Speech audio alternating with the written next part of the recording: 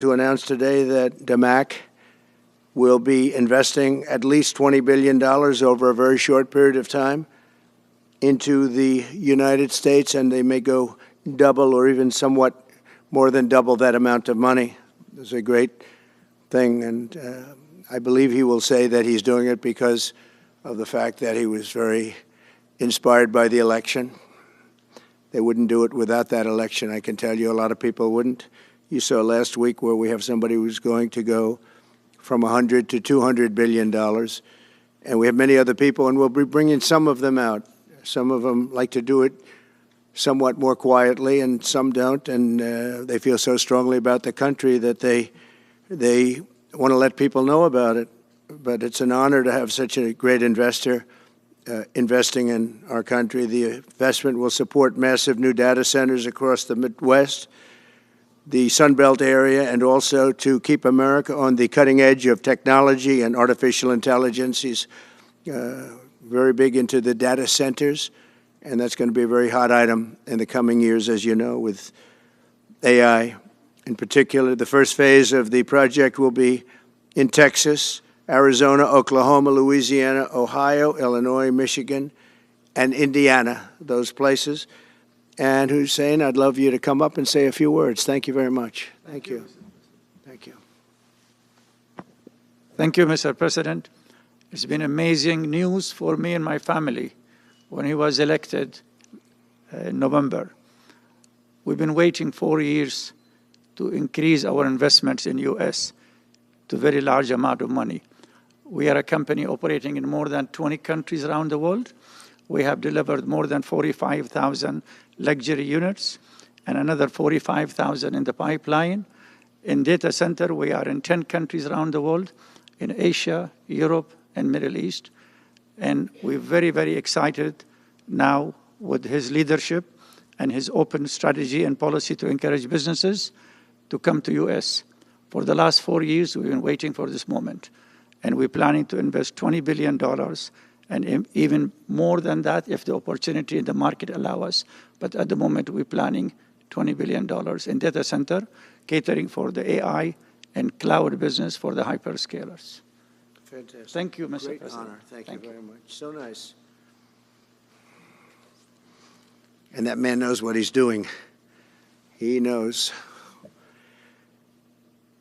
So, Hussein, we're going to work with you and make sure everything goes smoothly. We have powers that haven't really been used in terms of environmental. If you invest over $1 billion in the United States, we're going to give expedited reviews to everybody because everyone's afraid they're going to come in and get caught in the quagmire, which is very prevalent in the United States, unfortunately, the quagmire of environmental and various other regulations and rules.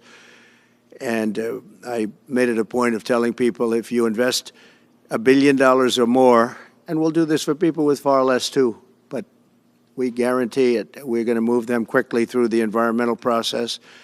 Sometimes people held up 12, 13, 14, 15 years. I saw it with plants in Louisiana where I got it approved in literally a week. They were through the review in 1 week after spending 14 and a half years trying to get it, and they were going nowhere. It was a terrible thing. So I've been a victim of that myself over the years, and I think I know all the games and all the tricks that are played, and much of it is just done to stop progress. So we're going to be helping you and everybody else that comes to the United States and wants to invest their money, that you don't get tied up for the rest of your life and you can't do anything. This commitment further underscores that many of the greatest business leaders on earth are seeing a very bright economic future for America since the election. As you know, a lot of positive things have happened. We are inheriting a difficult situation from the outgoing administration, and they're trying everything they can to make it more difficult. Inflation is continuing to rage, and interest rates are far too high. And I've been disappointed to see the Biden administration's attempt to block the reforms of the American people and that they voted for. We had a landslide election. We won every swing state. We won the popular vote by millions and millions of people. Nobody even knows how many people, millions. And they're still counting in some areas. You know, they're still counting the vote in some areas. Can you believe this? What a place. What a horrible place. One of the things we're going to do is we've got to fix the election so that we get honest counts and they get done by 10 o'clock in the evening or something thereabouts. They have places where they're still counting votes. President Biden's actions yesterday on offshore drilling, banning offshore drilling, will not stand. I will reverse it immediately. It'll be done immediately. And we will drill, baby, drill. And we're going to be drilling in a lot of other locations. And the energy costs are going to come way down. They'll be brought down to a very low level. And that's going to bring everything else down. That's what caused it to go up, along with the ridiculous spending on the Green New scam. All this money, trillions of dollars. It's like throwing it right out the window, what they're doing. And they're trying to spend so much now. They're just taking money and giving it to anybody that wants it for any project at all if it's certified under the Green New scam. And they don't work, and it's too expensive. And, you know, they told me that we're going to do everything possible to make this transition to the new administration very smooth. It's not smooth because they're doing that. They're playing with the courts, as you know. They've been playing with the courts for 4 years, probably got me more votes because I got the highest number of votes ever gotten by a Republican, by far, actually, by a lot. And, you know, we had a great election, so I guess it didn't work. But even to this day, they're playing with the courts. They have their friendly judges that like to try and make everybody happy on the Democrat side. It's called lawfare. It's called weaponization of justice, and it's happened at a level nobody's ever seen before. So many. I defeated deranged Jack Smith. He's a deranged individual. I guess he's on his way back to The Hague, and we won those cases. Those were the biggest ones, and the press made such a big deal out of them, but we did nothing wrong. We did nothing wrong on anything, and the people saw that. You know, when they vote, when a Republican, it's not easy for a Republican. When the Republican wins the popular vote by millions and wins all 7 of the swing states, people said, well, he could win 4. We won all 7, and we won them by a lot. That tells you we won. That tells, and they've been watching this injustice. I call it the Injustice Department. What they've done is so bad. The whole world has watched that. And it took work, but it got me a lot of votes because when explained, I mean, we have a judge in New York who's a very crooked judge. I'm under a gag order. I can't even talk about aspects of the case that are the most vital aspects. I'm under a gag. Do you know that I'm the president-elect of the United States of America? I'm a former very successful president. We had the greatest economy in the history of our country. We had borders that were sealed and beautiful. Everything was good. We had no wars. We defeated ISIS. We had no wars. Now I'm going into a world that's burning with Russia and Ukraine, with Israel. You took a look at that attack on October 7th, the attack on Israel, with the horrible way they got out. Not the fact that they got out. I would have been out before them. But we would have been out of Afghanistan with dignity and strength as opposed to looking like a bunch of fools with 13 dead and many, many badly, horrifically injured. Nobody ever talks about them. No arms, no legs. Nobody ever talks about them. The way they got out was outrageous, leaving billions of dollars of brand new military equipment that I bought in the hands of the Afghans and specifically the Taliban. It's the group. And we were doing very well. We would have been out. We would have been respected. I think it's one of the reasons it was so badly handled, that withdrawal where people are jumping onto airplanes, falling off the sides of airplanes when they're 3,000 feet in the air. And nobody's ever seen anything like that, the worst. And because of that, I think Russia went and attacked Ukraine. When they saw that, they said, these guys are incompetent. They don't know what they're doing. But we know what we're doing now.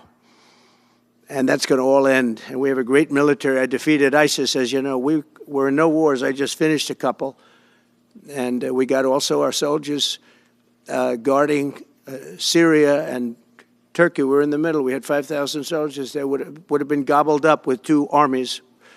We had one army, 300,000. We had another one, 500,000 or 600,000, getting ready. We had 5,000 people in the middle. I said to a general, How do 5,000 people do in that case? And the general just looked at me and said, not well, sir, not well. And I took him out. And you know what happened? Nothing. I got criticized. I saved 5,000 lives, actually. And we did a great job, and we're going to do an even better job because now we have a tremendous amount of experience. We have people that I can rely on. But the 625 million acres, people can't realize, it's like the whole ocean. Take an acre. You know, an acre, you have a house on a half an acre, on a quarter of an acre, or an acre. If you have an acre, you have a big deal. Now you multiply that by 625 million acres. It's like, feels like the whole ocean. And that's our strength, you know. People can say we manufacture, we don't manufacture. The thing we have oil and gas more than anybody in the world. We're going to have more of it, too. But they took away 625 million acres of offshore drilling. Nobody else does that. And they think they have it, but we'll put it back. I'm going to put it back on day one. I'm going to have it revoked on day one. We'll go immediately if we need to. I don't think we should have to go to the courts. But if we do have to go to the courts, you know, they try to be sneaky. They go in and they sign. Remember, this is a man that said he wants the transition to be smooth. Well, you don't do the kind of things. You don't have a judge working real hard to try and embarrass you, because I did nothing wrong. By the way, I did nothing, absolutely nothing wrong. If I did something wrong, I wouldn't be standing here right now because I've won all these cases. Nobody's ever won so many cases as I have against the Justice Department. I mean, Jack Smith had cases all over the place. People were being subpoenaed. Lives were being ruined. They were spending everything they had, money. We were helping them out. We had to. They were subpoenaing people that had no idea what they were even talking about. That's a sick group of people. And it was all to influence the election. It was all a fight against a political opponent. We've never had that in this country. We have had that in certain countries. We've had that in third-tier countries. We've had that in banana republics, but we've never had that in a place like the United States. I don't even know if it's been on a small level. I'm sure it has been on a small level, but this was the largest level ever. They brought this moron out of The Hague. He's a mean guy. He's a mean, nasty guy. His picture was perfect, because you look at his picture, you say, that's a bad guy with his robe, his purple robe. And he executes people. He shouldn't be allowed to execute people because he'll execute everybody. He's a nut job. But we won all of those cases with him. And, I mean, I don't know the judge in Florida, but we had a brilliant judge in Florida that saw right through it. And we won the case. She was a brilliant judge with great courage. You know, the left, as we call them, the radical left, they have a way, they play the ref, and they play it very hard. They play the ref. They go and say horrible things about judges and prosecutors. And some judges and prosecutors say, look, the only way I'm going to get these people off my back is to give victory to them. They're playing the ref. I think it's illegal what they do. It's almost like talking. It's worse than talking to a judge. But the judge in Florida, Judge Cannon, was brilliant and tough, and she didn't stand for it. And I don't know her. And never met her until the case, and I don't believe I said even one word to her. But she was very, very strong and very, very brilliant. And her opinion was so brilliant that they dropped their appeal. They couldn't beat the appeal. So that's what we're up against. So they say we're going to have a smooth transition. All they do is talk. It's all talk. Everything they do is talk. We're going to have a smooth transition. And then they take 625 million acres and they essentially landmark it so you can't ever drill there again. Well, we're going to be drilling soon. We're going to be opening up Anwar. We're going to be doing all sorts of things that nobody ever thought was even possible. But remember and just to get off the subject, because I couldn't believe it when I heard it yesterday. I couldn't believe the size of it. I mean, you put down a map and put this up. It's just massive. And remember that that's worth probably, I mean, I've had estimates, $40 to $50 trillion. That's more than our national debt. Essentially, he's thrown it away. He's thrown it away. He's taken $50 trillion. So if we owe $35 trillion, he's taken $50 trillion of value and thrown it right out the window. We can't do that. Nobody can do that. One other thing he did yesterday, which was in many ways worse, it's hard to believe it can be worse. He wants all gas heaters out of your homes and apartments. He wants them to be replaced by essentially electric heaters. I don't know what it is with electric. This guy loves electric. We're going to be ending the electric car mandate quickly, by the way. This guy loves electric. And we don't have enough electricity. And then we have AI where we need more. And he wants everybody to have an electric heater instead of a gas heater. Gas heater is much less expensive. The heat is much better. It's a much better heat. As the expression goes, you don't itch. Does anybody have a heater where you go and you're scratching? And that's what they want you to have. They don't want you to have gas where you don't have the problems of the electric. And the source is plentiful. They're much cheaper to operate. They're much better. They work much better. They look much better. 60% of homes and apartments have gas heaters. He wants them all removed quickly. These people are crazy. There's something wrong with them. There's something wrong with them. They also want to go back, and they have already started that, to when you buy a faucet, no water comes out because they want to preserve. Even in areas that have so much water, you don't know what to do. It's called rain. It comes down from heaven. And they want to do, no water comes out of the shower. It goes drip, drip, drip. So what happens, you're in the shower 10 times as long, you know. No water comes out of the faucet. You want to wash your hands. They want to go back to even stronger than what they have right now. As you know, I ended that policy. You can have all the water you want. It makes no difference. It comes weird, especially in certain areas. We have so much water, we don't know what to do with it. But these are all things. They want very, very little water to go into your dishwasher, almost none. And you know what people do? They just keep pressing, keep it going. They end up using more water. Likewise, washing machines. They want in your washing machine to have very little water coming out of the washing machine. So when you wash your clothing, you have to wash it 4 times instead of once. You end up using more water. We're a party of common sense, and things that I'm telling you now is really all about common sense. On January 20th, we'll turn the economy around very quickly, because right now when I think of our economy, I think about inflation. That's what we have. We have inflation, I believe, at a level that we never had before. There's never been anything like it. And over the next 4 years, the United States is going to take off like a rocket ship. But really, it's already doing it. If you take a look, just last month, SoftBank announced the $200 billion. I think it'll be 200. He said between 100, and I said, how about making it 200? And he sort of said yes, but let's say it's 100, but it might be 200, right, Brian? Dollars, United States, creating more than 100,000 jobs. Hussein just announced a tremendous investment that he's going to make, and that's money that's in the bank. He's going to come and do it, and he'll do a great job, and he'll build the best centers in the country, I guarantee, because I know the way he builds. Since my election, the stock market has set records. The S&P 500 index has broken above 6,000 points for the first time ever, never even close. In a single month, small business optimism soared 41 points. It's not a 41. It went up 41 points. And that's the largest in the 39-year history of the group that does it. According to Gallup, the American people's confidence in the economy has just surged to the highest level in history.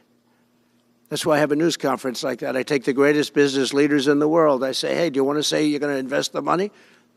They're not looking for news conferences. They're saying, what am I doing here? They go in and they invest money, but it's good to know where the smartest business people in the world are investing, and they're investing in the United States. So we've done this all in 2 months of not being there. You know, we haven't been there. And it's pretty amazing, and we think we're going to do some really great things.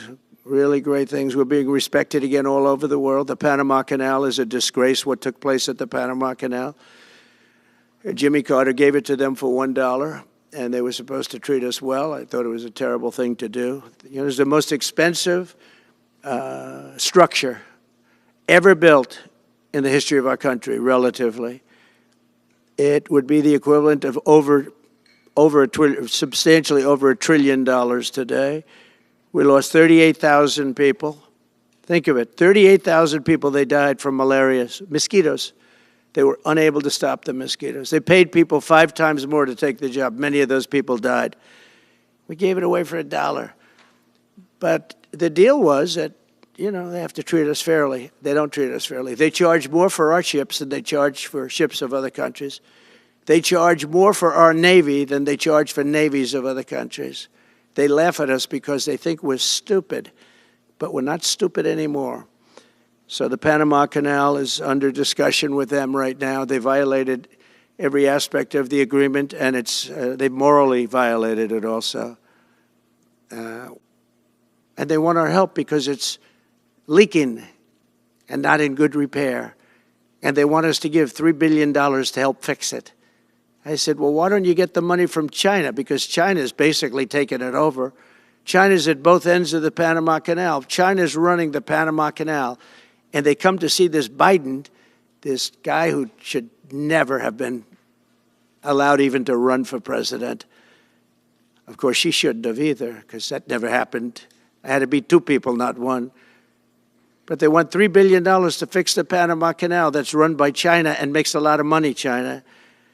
One of the most profitable structures ever built, because you have ships lined up back to Florida, frankly, and they just keep going through, and the numbers are staggering, $500,000 to $1 million a ship. And they took it away from us, meaning we gave it to them for $1. But not going to happen. What they've done to us, they've charged us, they've overcharged our ships, overcharged our Navy. And then when they need repair money, they come to the United States to put it up. We get nothing. Those days are over. Working with the Republican majorities in Congress, will cut taxes, slash regulations, raise wages, and boost incomes at a pace the world has not seen before, and certainly not from our country.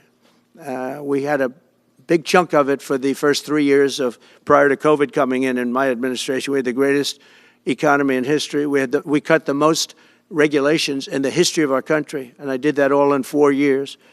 By 4 times more than any other president cut. We did that in 4 years. And we were just getting started. We'll impose new tariffs so that the products on our stores will once again be stamped with those beautiful words, made in the USA. And we are not treated well, as you know, by Canada. Canada is subsidized to the tune of about $200 billion a year, plus other things. They don't essentially have a military. They have a very small military. They rely on our military. It's all fine, but, you know, they got to pay for that. It's very unfair. I have so many great friends. One of them is the great one, Wayne Gretzky. I said, run for prime minister. You'll win it'll take 2 seconds. But he said, well, am I going to run for prime minister or governor? You tell me. I said, I don't know. Let's make it governor. I like it better. But no, something's going to have to be done. Same thing with Mexico. We have a massive deficit with Mexico, and we help Mexico a lot. They're essentially run by the cartels, and can't let that happen. Mexico's really in trouble, a lot of trouble. Very dangerous place. And we're going to be announcing at a future date pretty soon. We're going to change, because we do most of the work there, and it's ours. We're going to be changing, sort of the opposite of Biden, where he's closing everything up, essentially getting rid of $50 to $60 trillion worth of assets. We're going to be changing the name of the Gulf of Mexico to the Gulf of America, which has a beautiful ring that covers a lot of territory. The Gulf of America, what a beautiful name. And it's appropriate. It's appropriate. And Mexico has to stop allowing millions of people to pour into our country. They can stop them. And we're going to put very serious tariffs on Mexico and Canada, because Canada, they come through Canada too. And the drugs that are coming through are at record numbers, record numbers. So we're going to make up for that by putting tariffs on Mexico and Canada, substantial tariffs. And we want to get along with everybody, but, you know, they have to, it takes 2 to tango. we're approaching the dawn of America's golden age. It's going to be a golden age for America. We have things that nobody else has. We have more natural resources. We have, number one, nobody knew that until I came along. I made us number one. We were number three. I made us number one in a very short period of time in drilling. And you know, you can talk about windmills. They litter our country. They're littered all over our country like dropping paper, like dropping garbage in a field. And that's what happens to them, because in a period of time they turn to garbage. Most expensive energy ever. They only work if you get subsidy. The only people that want them are the people that are getting rich off windmills, getting massive subsidies from the U.S. government. And it's the most expensive energy there is. It's many, many times more expensive than clean natural gas. So we're going to try and have a policy where no windmills are being built. You know, off the coast of New Jersey, they want to build like 200 windmills. The people are going crazy. Nobody wants them, and they're very expensive. They don't work without subsidy. You don't want energy that needs subsidy. Energy is a good business. You don't need subsidy. But when you build these massive towers, I mean, they're 25 stories tall, 40 stories. They have one 70 stories tall. The blades, they take 3 ships to ship them. It's crazy. They're dangerous. You see what's happening up in the Massachusetts area with the whales, where they had 2 whales wash ashore in, I think, a 17-year period. And now they had 14 this season. The windmills are driving the whales crazy, obviously. And they had actually over, I think, 125 or something over a number of years. And we don't want that to happen. It's a disaster it's amazing the way a true environmentalist would say, oh, we love wind. It sounds good, but that's about where it ends. You know, after 10 years, you have to redo them. And what happens is they don't do that. They let them stand and they rust, and they say, because of the environment, I'm not a believer in this, but they say you can't, because it's a certain fiberglass, that the blades cannot be buried in earth, that's an environment. So what do you do with them? What do you do with them? And I don't know if you've ever gone to Palm Springs, California, or any of these places where you have long-term windmills standing. They're a disaster. They're rusting, rotting, closed, falling down. This is as you enter Palm Springs. And they put new ones next to them because nobody wants to take them down, because why should they take them down? It's very expensive to take them down. And you can't do anything with them because the blades, you can't bury them because of the environmental protection. We'll look at that. Doesn't make sense, but that's what they say. So we are at the beginning of a great, beautiful golden age of business. And I think we're also at a golden age of common sense, because everything I'm saying to you, from a simple water faucet that doesn't allow water to come out appropriately, to all of the other elements of what we do and what we're going to do, to take $50 to $60 trillion off our country's balance sheet because some man that has no idea what he's doing, he has no idea. You know it, I know it, the Democrats know it. What they did is a crime by allowing that to happen. And I'll bet you, if you asked him today, how much acreage did you submit? Essentially, did you destroy? You destroyed the economic viability of drilling in the ocean. And with AI coming along and all, you know, a lot of people don't realize that AI is going to be a big thing, but you'll need double the electricity at least that we have right now. So right now we produce electricity for many, many different things. AI is a very big deal in terms of the future. China is already building electric facilities, big, bold electric facilities. And you know how they're being fired up? With coal. They're being fired up with coal. And we're going to build bigger and better ones.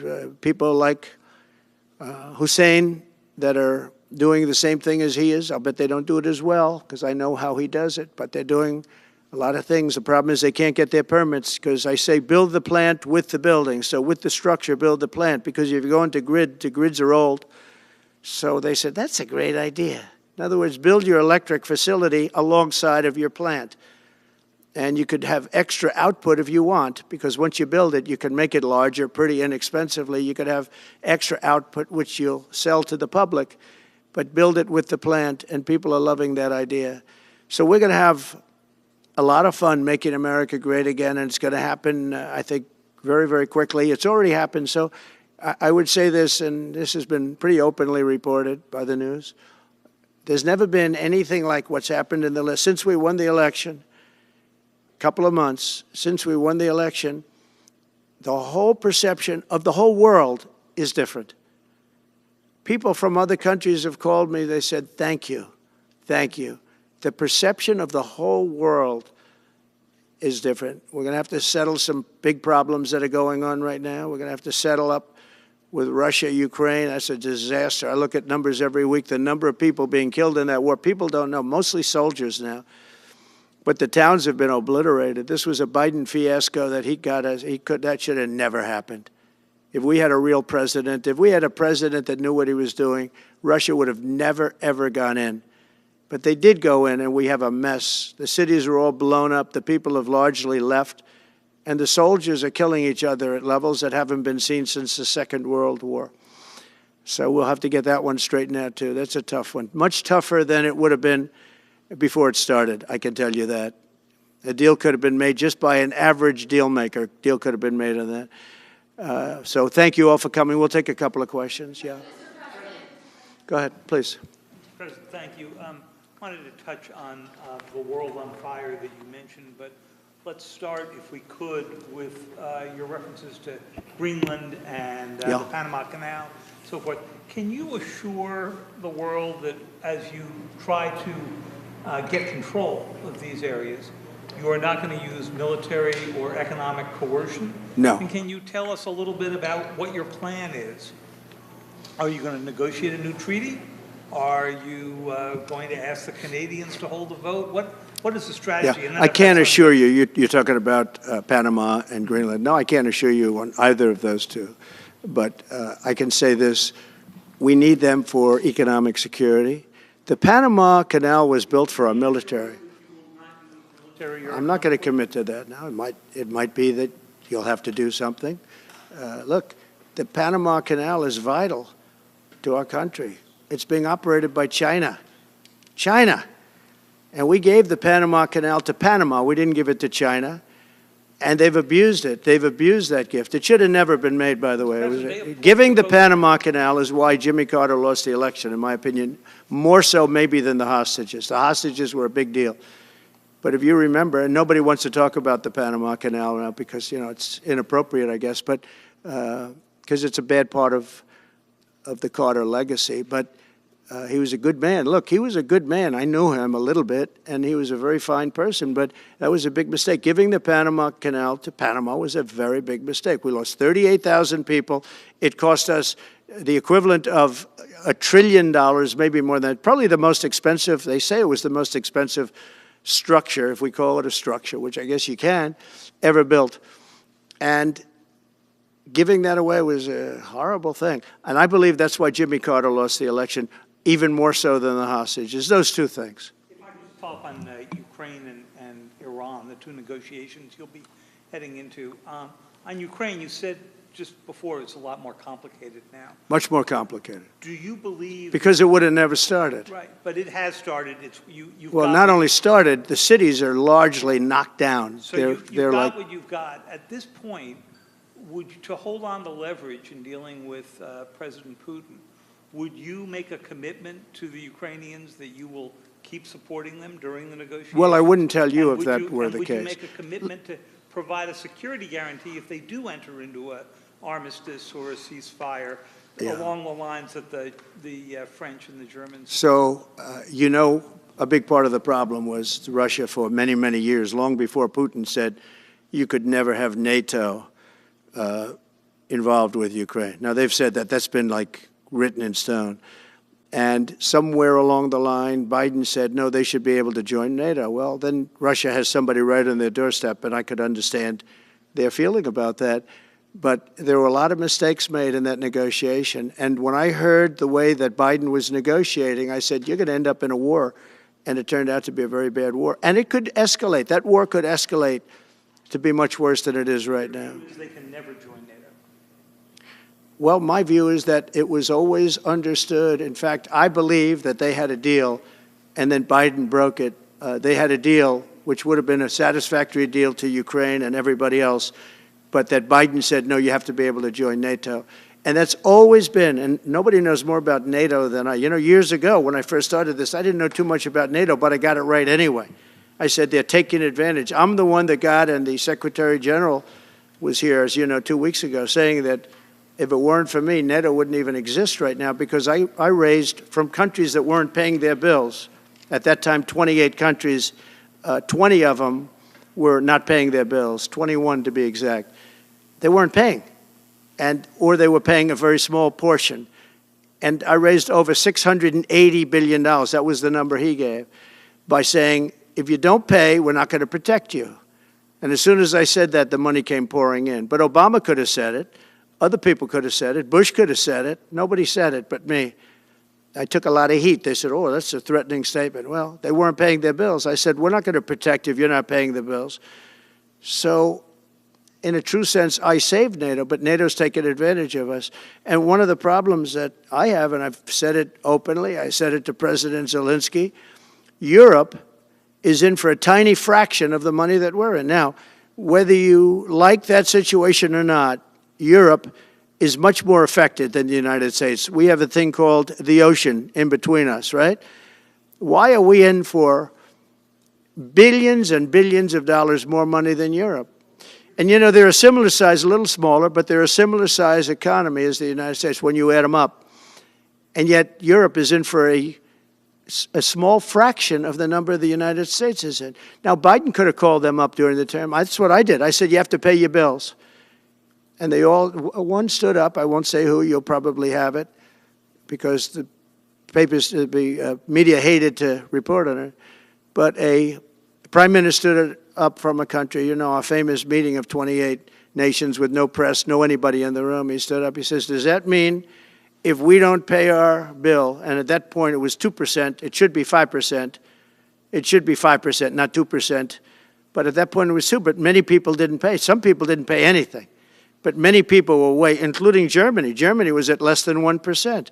You're going to press for 5%? Well, I think NATO should have 5%, yeah.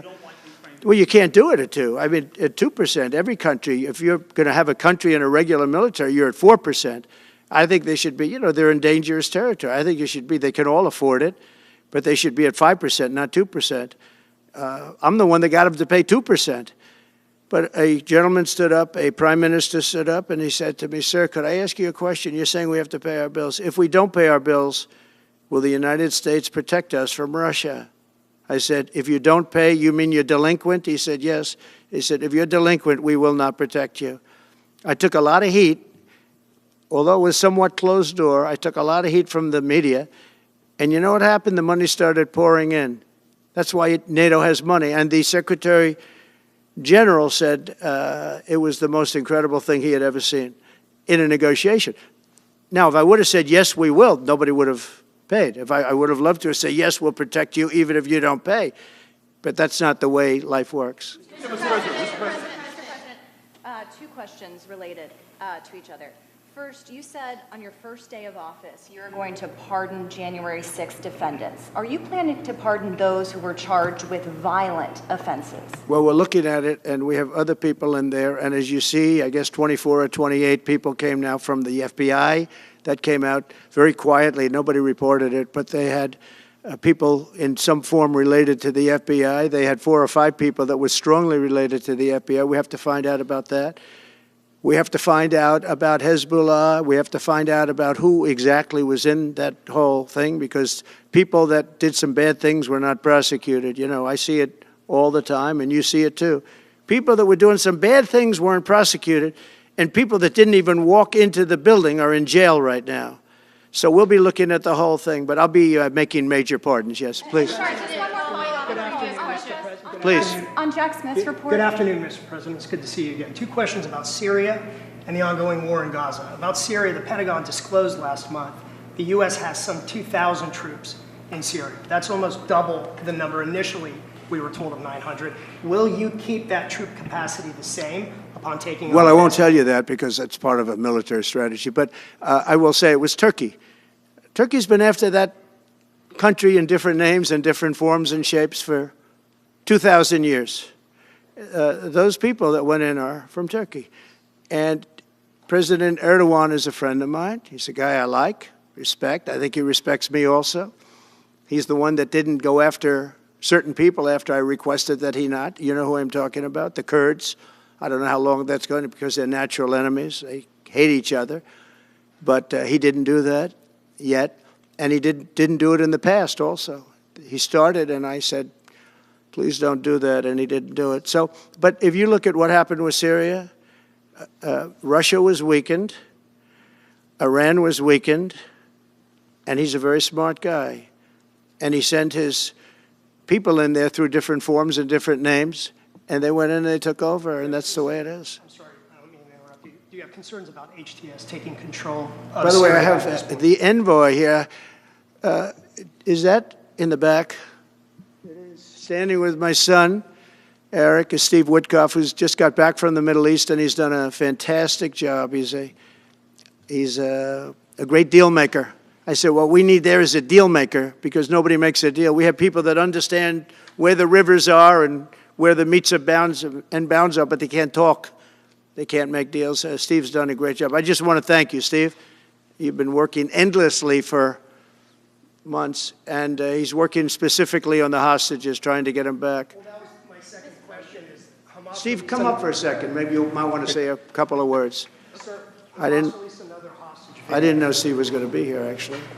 Neither did I. He's done a fantastic job, and it's a dangerous job, too, and we appreciate it.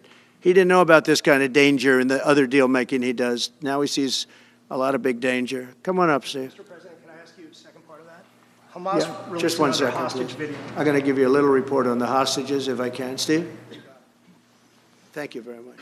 Thank you, Mr. President. Wow. Well, I think we're making a lot of progress, and I don't want to say too much because I think they're doing a really good job back in Doha. I'm leaving tomorrow back to go to Doha, but I think that we've had some really great progress, and I'm really hopeful that by the inaugural, we'll have some good things to announce on behalf of the President. I actually believe that we're working in tandem in a really good way, but it's the President, his reputation, the things that he has said that are driving this negotiation. And so hopefully it'll all work out and we'll save some lives.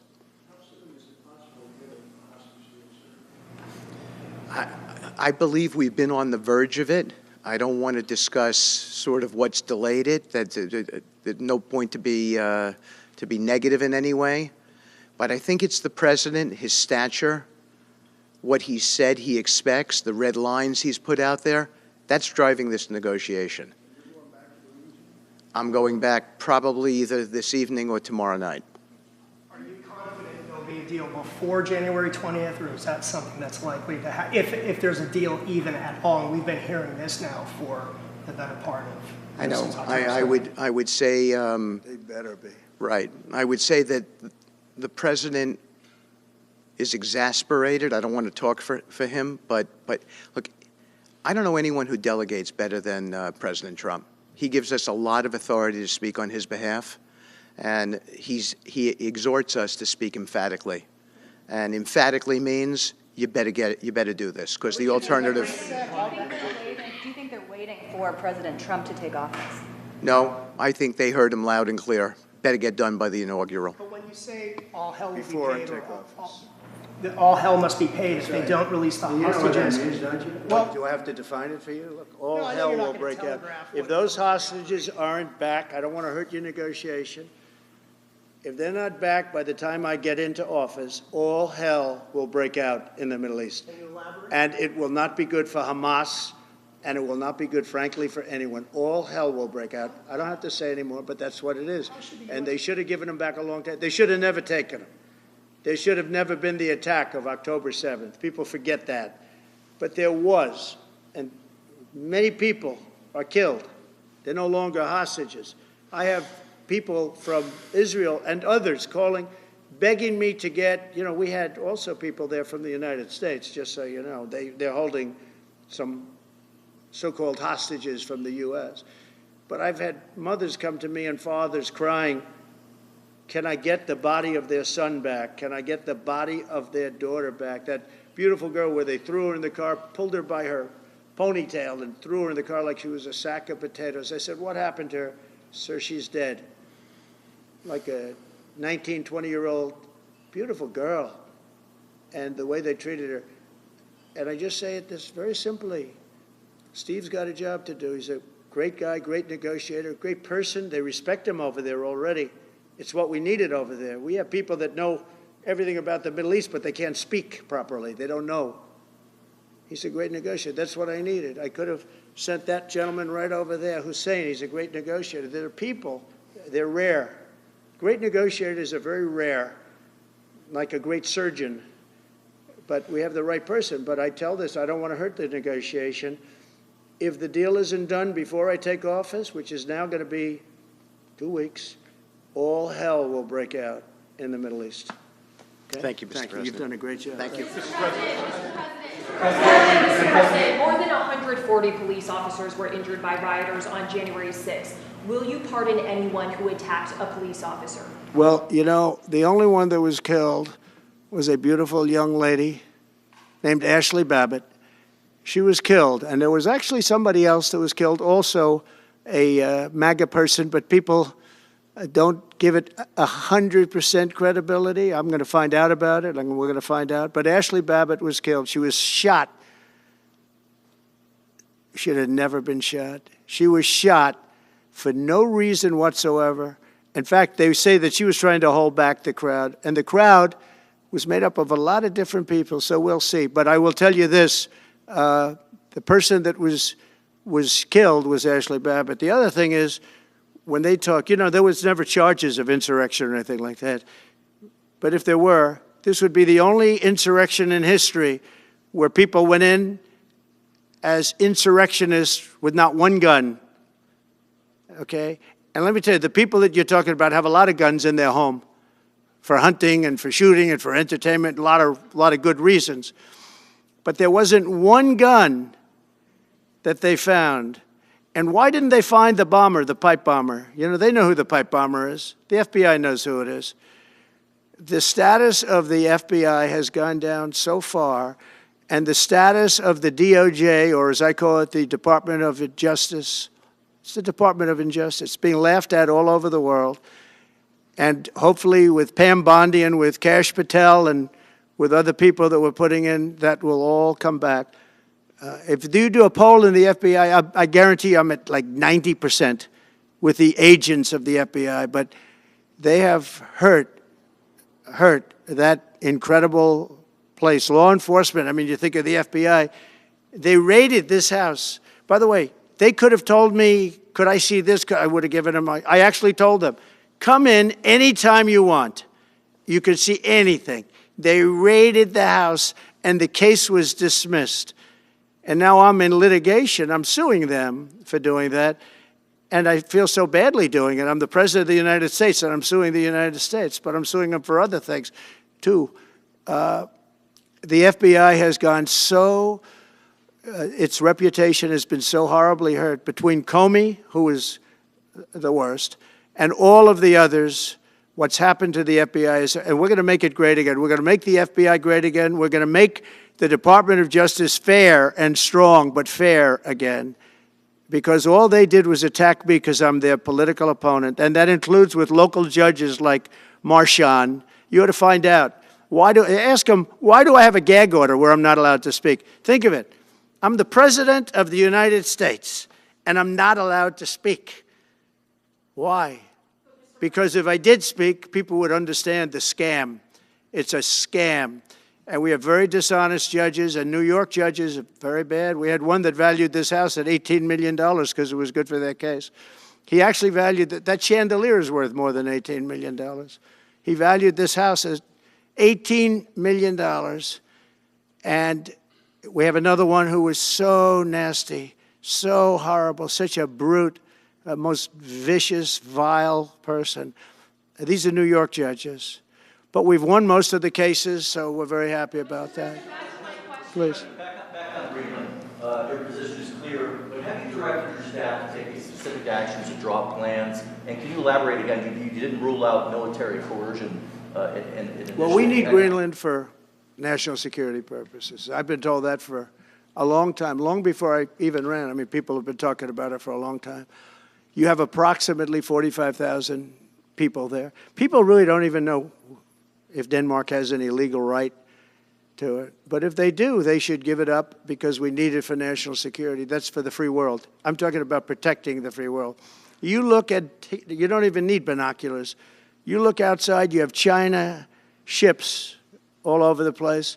You have Russian ships all over the place. We're not letting that happen. We're not letting it happen. And if Denmark wants to get to a conclusion, but nobody knows if they even have any right, title, or interest. The people are going to probably vote for independence or to come into the United States.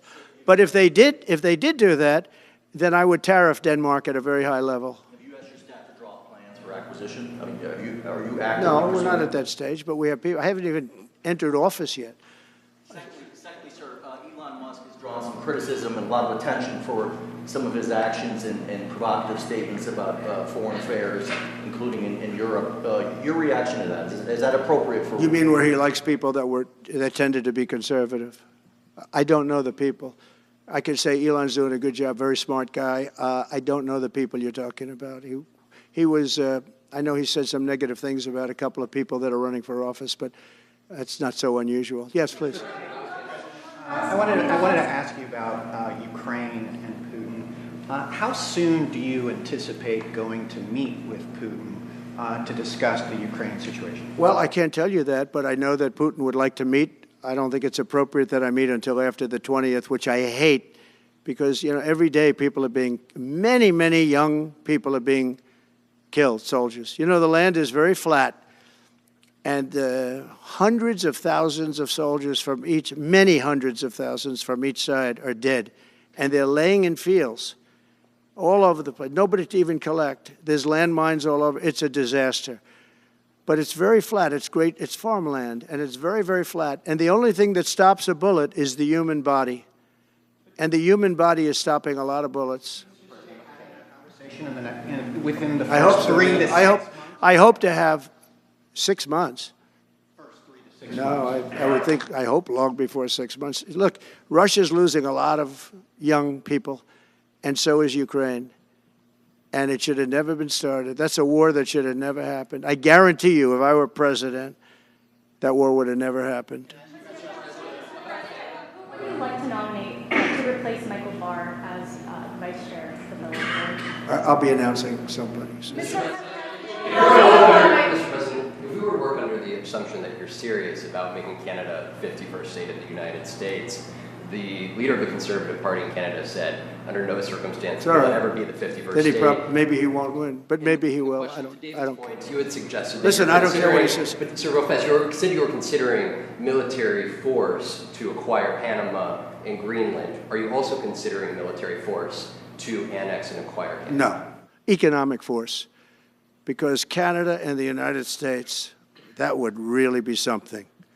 You get rid of that artificially drawn line, and you take a look at what that looks like, and it would also be much better for national security. Don't forget, we basically protect Canada.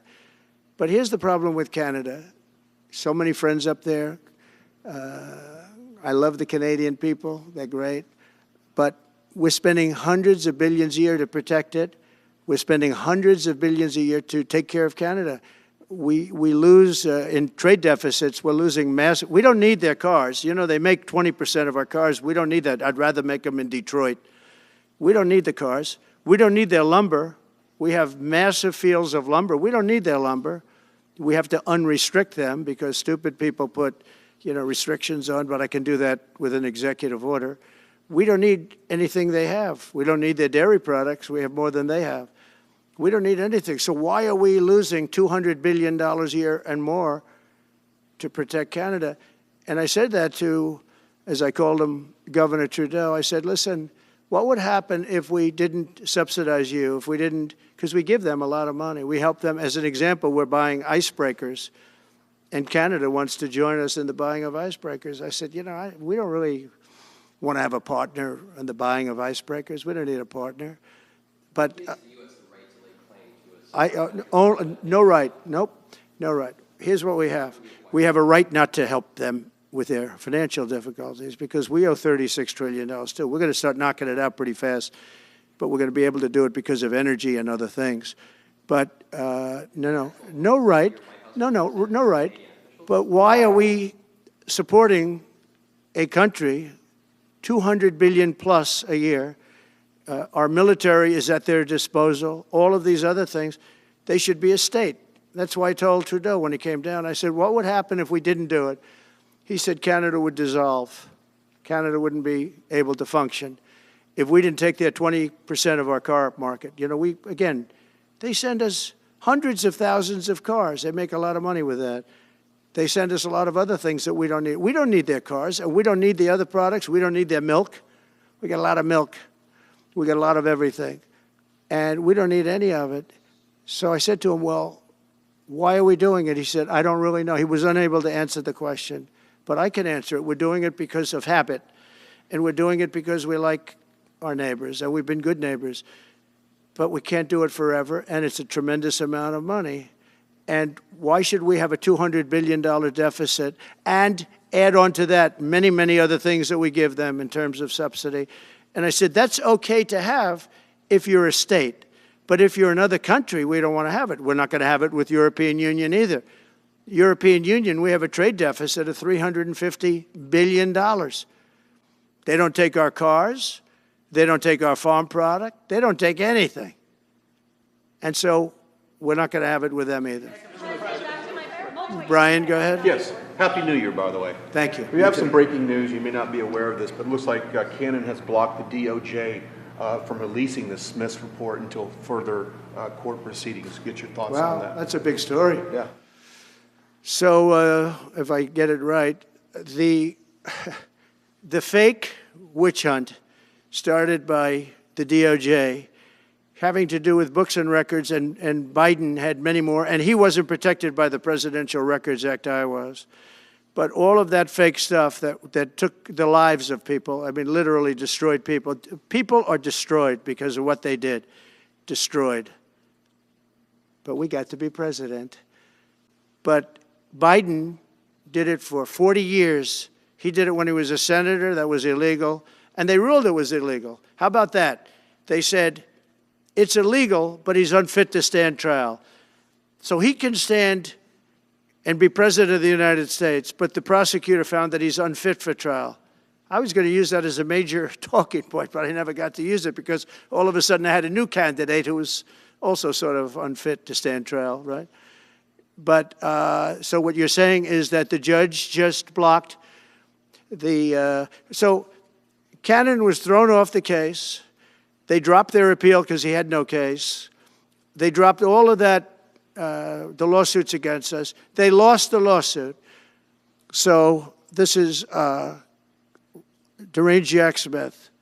So he dropped the lawsuits. He was told to by the DOJ because they had no lawsuit. They lost in court in front of a very strong and a very brilliant judge. They lost in court, and that pertained to other cases in other courts. So he wanted to do a report just before I take office, probably. So he'll do like a 500-page report, and it'll be a fake report just like the investigation was a fake investigation. And I said, well, wait a minute. This guy was thrown off in disgrace. In disgrace. He's going back to The Hague or wherever they're going to send him. In disgrace. Because he failed so badly. Because it was a fake case against a political opponent. They thought they were going to use this to beat me. So what you're saying is, I'm just hearing that they're not allowed to issue the report. So if they're not allowed to issue the report, that's the way it should be. Because he was thrown off the case in disgrace. Why should he be allowed to write a fake report? It'll only be a fake report. That's great news. Yeah. Good. And if I can just follow real quickly, you want to comment, many Americans are angry that we're sending millions of dollars every month to the Taliban. Do you anticipate? It's not even believable. Billions of dollars, not millions, billions. We pay billions of dollars to essentially the Taliban, Afghanistan. And that's given by Biden. That's the same man that took away $50 to $60 trillion worth of value from the United States. Think of it. Probably our most valuable asset. Took away our most valuable asset. This can't be allowed to happen. We are now a nation of common sense. When he does that, 625 million acres, this can't be allowed to happen. Thank you for the information. Yes, most other people probably knew about it, but they wouldn't have told me, right? Mr. President, on the campaign trail, you vowed to bring down the prices at grocery stores very fast. Yeah, we will do it fast. But then you recently told Time Magazine that bringing down prices would be very hard. So what can the American people expect when you get into office? It's always hard to bring down prices when somebody else has screwed something up like they did, but we'll bring them down, we'll get them down. Energy is going to bring down prices. We're going to have a lot of energy, and energy is what brought it up. Energy and their bad spending is what brought it up, and energy is going to bring it down. We're going to have prices down. I think you're going to see some pretty drastic price reductions. As an example, food, bacon, ham, apples, everything has gone through the roof. It's one of the reasons I won. So as you know, I said it, inflation was one of the reasons I won, but I think the biggest reason I won was the fact that they are allowing prisoners to come into our country. They released their prisoners, their murderers. Thousands of murderers are now walking around the streets of our cities and farmland all over. Murders, people that have killed. Many, 32% have killed more than one person. They released them from their jails, their prisons, and their mental institutions and insane asylums into our country. I believe that's the reason we got such a large vote. All right, maybe one or two more questions. Yeah, please, go ahead. Go ahead, you go. Sir, can you, President Carter is laying in state today in Washington. You had some harsh words for him about the Panama Canal. Is there any disconnect there? Do you feel a little bit bad about doing that on this day? No, I liked him as a man. I disagreed with his policy. So, hey, he thought giving away the Panama Canal was a good thing. I think it cost him the election. That and the hostages. I actually think that was a bigger factor because that's a deal that just should not have been made. But again, this was a question that was asked of me. I didn't bring it up. I didn't want to bring up the Panama Canal because of Jimmy Carter's death. But people don't bring it up. But, you know, you and other people have asked me about it. No, it's a deal that I was very strongly against. I was a young guy when this took place. But just why would we spend all of that money, lose 38,000 people to malaria, the mosquito? They were dying. It was horrible what was happening. They paid them 4 times more than they would make in the United States, but they knew they were going to go over there and die. And they died in the jungles of malaria. There was nothing we could do to stop it. 38,000, and then we gave it away for $1. About getting your agenda through Congress, you appeared to open the door in your radio interview yesterday for a 2-bill approach. Is it still your preference for one big, beautiful bill, as you have said? Well, I like one big, beautiful bill, and I always have, I always will. But if 2 is more certain, it does go a little bit quicker because you can do the immigration stuff early. Now, you have to understand, for immigration and for the wall, we won the case on the wall. You know, they tried to sell the wall for 5 cents on the dollar, by the way. And we had, fortunately, a judge that stopped that. But they were already discarding the wall.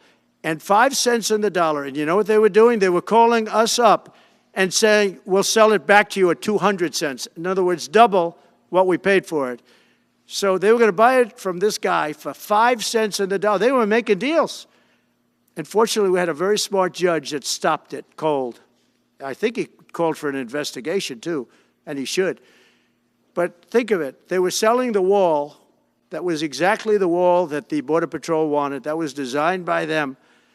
Steel, concrete, rebar, exactly as they want. Very, very heavy steel, very powerful steel, hard to cut. Very, very heavy 7,000-pound concrete, which is a very strong concrete. Everything was top of the line. Very expensive. Would be double what we paid for it then, 6 years ago.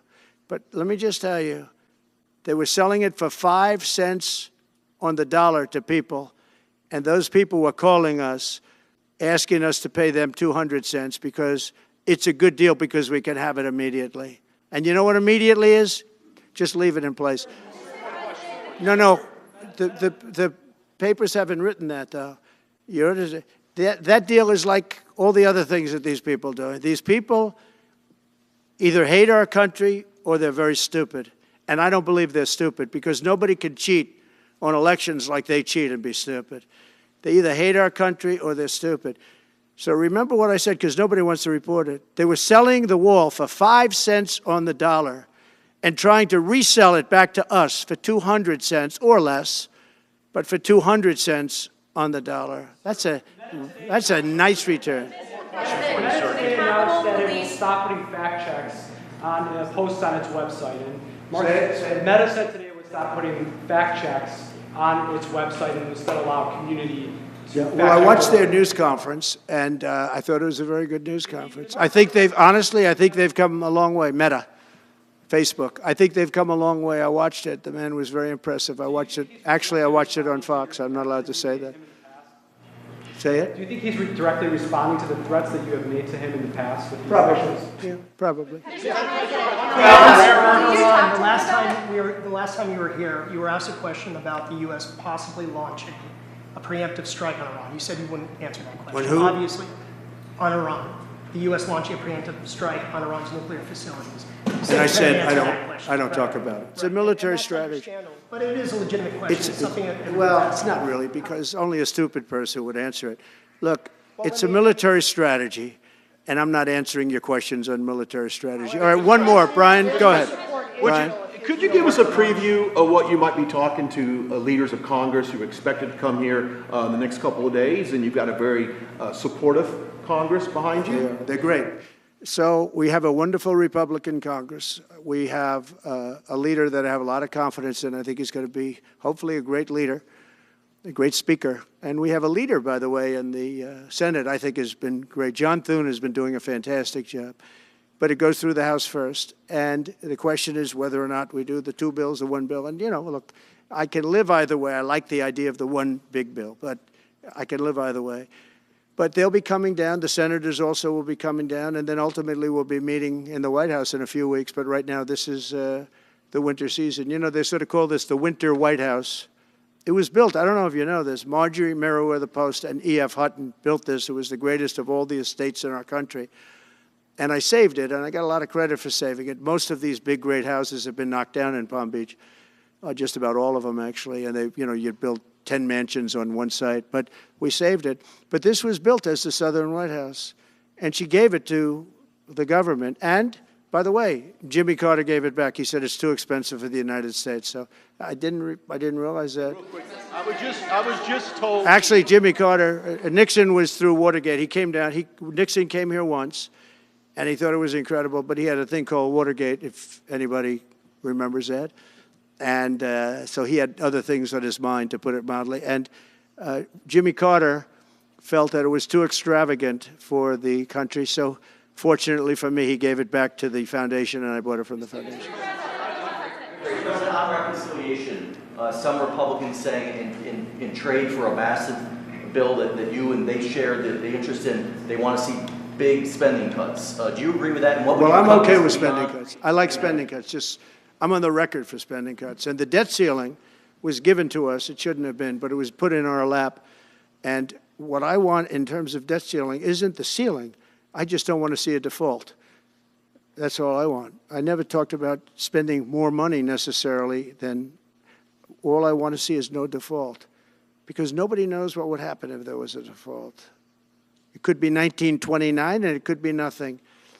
But that was put into our lap, and it shouldn't have been, but it was, and so we'll handle it. But debt ceiling is not about raising a lot of money. It's really just about extending it. I just want to see an extension. On immigration, how much can you do by executive order? Are you planning to do on executive order when it comes to immigration? And how much do you want Congress to tackle this issue? And also on day one, well, I had the safest border in the history of our country by far. You remember the famous chart that I brought down. I love that chart very much for a lot of reasons. But I have the safest border by far in the history of our country. And when I took it over, it was a mess. Nothing like it is now. This is 10 times worse. I got elected because of the border the first time, and I think I got elected largely because of the border the third time. And the second time I did equally well. Well, not as well as the last time, but I did very well. And I will say, this was too big to rig. You know the expression? Too big to rig. They couldn't do it. They tried, but they couldn't do it. I didn't get very much from Congress at all. I just said that we're being invaded, and I took the money out of the military. Much of the wall, I built over 500 miles of wall. Much of that wall was built through money that I put into the military. We took it out because we couldn't get things from Congress in those days, and we took it out. And that wall was built largely with money coming from the military. So, very simple. I went to the military, I said, our country is being invaded by very similar, nothing like what's invading our country now. They weren't releasing prisons into our country, and they weren't releasing mental institutions in, but some bad dudes were coming in, right? And I said, our country is being invaded. And I took that money largely from the military. I was sued 9 times by the Democrats in Congress, and I won all those suits. And we ended up building 571 miles of wall. Once that wall was built, they start going around it. So we're going to add another 200. That would have been up in 3 weeks. And then we had a very unfortunate election result. And they said, we don't want to put it up. We'll sell it. And they started selling it for 5 cents on the dollar. What a second. So we'll do this again. I just want to thank everybody very much. I'm just telling you, this will be the golden age of America. This is the golden age of America. We're going to have a great country again. We're a country right now under siege. We have so many different problems, and nobody respects us overseas, but now they do. The Italian prime minister, as you know, came here the other night, just flew in and flew out. She wanted to see me.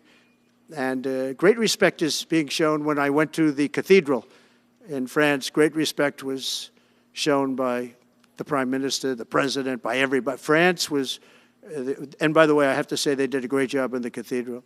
But great respect is being shown to our country again, and we have a great country, but we have to run it properly. It's going to be run properly. We want to get back those hostages for Israel and for us. You know, we do have people that are hostages being held. And I'll just say it again. If this deal's not done with the people representing our nation, by the time I get to office, all hell is going to break out. Thank you very much. Ukraine-Russia war before you take office? Can you clarify what you mean by military force in the Panama Canal?